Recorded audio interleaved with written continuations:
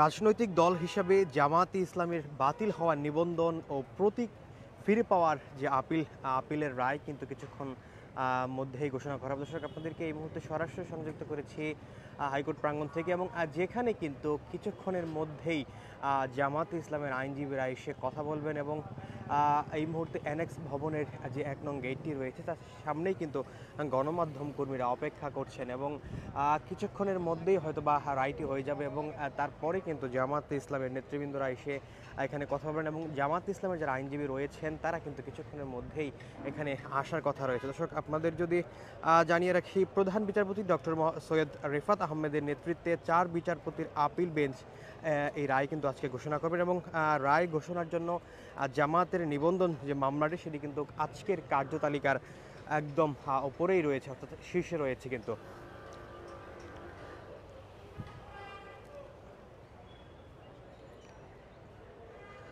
এর আগে গত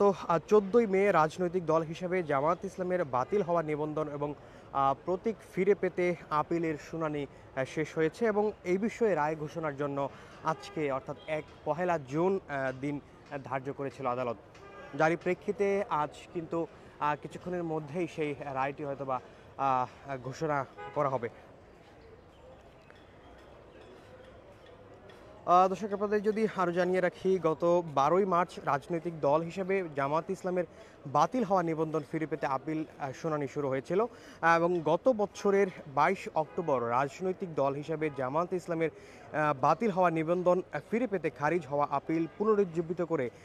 দেন দেশের সর্বোচ্চ আদালত আপিল বিভাগ, এবং এর ফলে নিবন্ধন ও দলীয় যে প্রতীক দাঁড়িপাল্লা ফিরে পাওয়ার জামাতের আইনি লড়াইয়ের পথ খুলে যায়, এবং তারপর থেকেই কিন্তু এই মামলাটি নিয়ে ব্যাপক আলোচনা সমালোচনা রয়েছে, এবং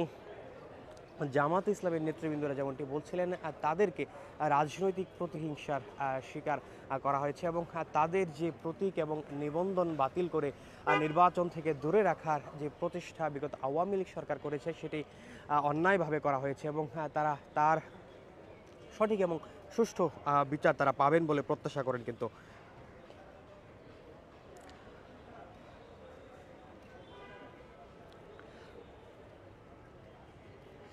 দর্শক, আপনাদের যদি জানিয়ে রাখি, গত 1 সেপ্টেম্বর রাজনৈতিক দল হিসেবে জামায়াত ইসলামের বাতিল হওয়া নিবন্ধন ফিরে পেতে খারিজ হওয়া আপিল পুনরুজ্জীবিত করার আবেদনের শুনানির জন্য দিনটি ধার্য করা হয়েছিল, এবং আপিল বিভাগের চেম্বার বিচারপতির আদালত এদিন ধার্য করেন, এবং আদালতে জামায়াতের পক্ষে শুনানি করেছিলেন অ্যাডভোকেট মোহাম্মদ শিশির মুনির। এর আগে কিন্তু রাজনৈতিক দল হিসেবে জামায়াত ইসলামের বাতিল হওয়া নিবন্ধন ফিরে পেতে সুপ্রিম কোর্টের আপিল বিভাগে খারিজ হওয়া আপিলটি পুনরুজ্জীবিত করার আবেদন করে বাংলাদেশ জামায়াত ইসলাম, এবং এক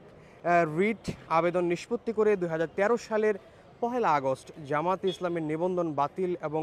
অবৈধ ঘোষণা করে রায় দেন হাইকোর্ট। এরপর 2018 সালের 7 ডিসেম্বর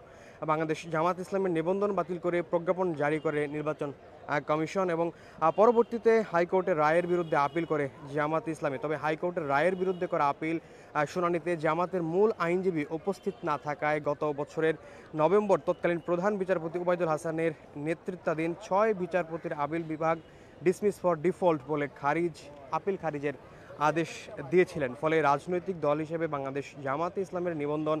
অবৈধ ঘোষণা করে হাইকোর্টের দেওয়া যে রায় সেটি কিন্তু বহাল থেকেছিল, এবং বৈষম্যবিরোধী ছাত্র আন্দোলন চলাকালে গত 1 আগস্ট জামায়াতে ইসলামী এবং ইসলামী ছাত্র শিবিরকে নিষিদ্ধ ঘোষণা করে শেখ হাসিনা সরকার, এবং সন্ত্রাস বিরোধী আইন 18 এর 1 ধারায় জামাত ছাত্র শিবির সহ তাদের অন্যান্য অঙ্গ সংগঠনকে নিষিদ্ধ করে স্বরাষ্ট্র মন্ত্রণালয় প্রজ্ঞাপন জারি করেছিল। তবে গত 28 অক্টোবর জামাত ইসলাম এবং ইসলামী ছাত্র শিবির নিষিদ্ধের সিদ্ধান্ত বাতিল করে প্রজ্ঞাপন জারি করা হয়।